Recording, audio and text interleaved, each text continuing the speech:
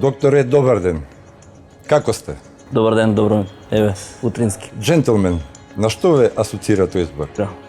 На морал и етика, кој што не знам оваа држава колку е тоа возможно, али по принцип на некои принципи кои што мислам дека човек не се раѓа, туку дека од тек на животот ги стекнува. И мислам дека е една историска приказна која што секој валјда маш се стреми да ја добие. Кој е за вас правиот джентлмен? Ако се збори за овде, ја не знам дали јас влегувам од джентлмен, јас се надам ќе ги оправдам очекувањава на вашата емисија, дали сум јас тој правиот за оваа емисија, но морам да признам дека се трудам да дојдам до некакви морални етички вредности кои што мислам дека ќе ме дефинираат како човек кој што би се придржувал кон тие джентлменски правила. Општо, кој е джентлмен за мене, пример татко ми. Не знам. Така сум васпитан, иако јас живеев во едно друго време, кога што моралот и етиката може не ги дефиниравме луѓето како джентлмени, бидејќи сум роден во Југославија од тоа време, но имаше морал и етика. И мислам дека се почитуваат тие вредности кои што мислам дека денеска се поретки. Така да мислам дека прав лик е татко ми, не знам. Тоа е бар јас вака што го познам, се веројатно има многу. Кога би направиле споредба со джентлмените некогаш и сега?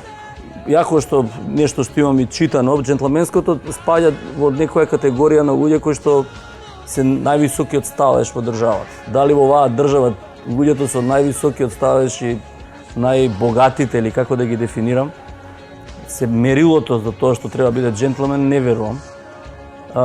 Лично јас сум на граница, поише ми свија тој боемски начин на живот, него джентлменски начин на живот, кај што се стремиш да ги разбиеш тие стереотипи кои што те дефинираат и кои што сакаш да бидеш. Ќе ви кажам еден пример.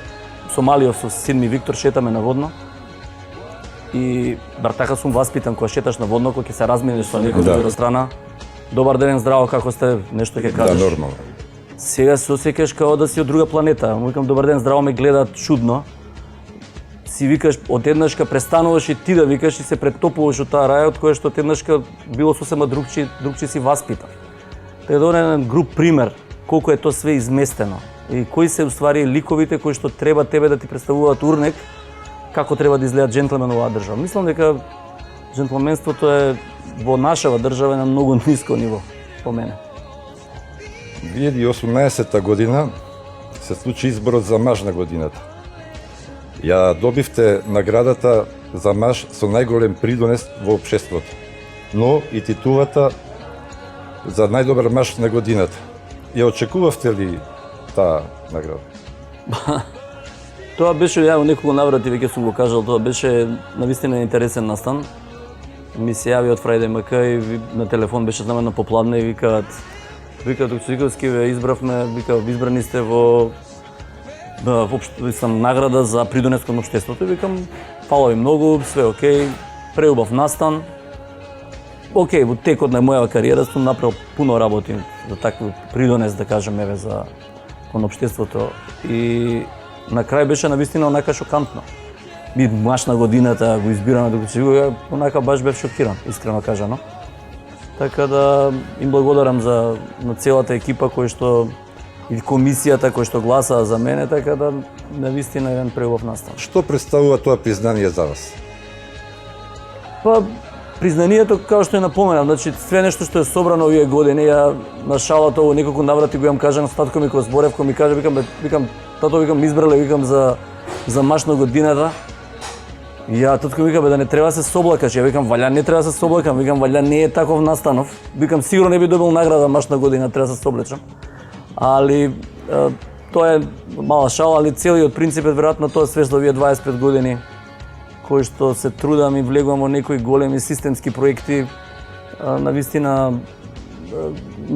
као награда ми дојде од аспект на тоа да ме мотивира и понатака да правам такви работи. Мислам, навистина беше еден убав настан и убава награда. Кои навики и не достигаат на мажите во Македонија?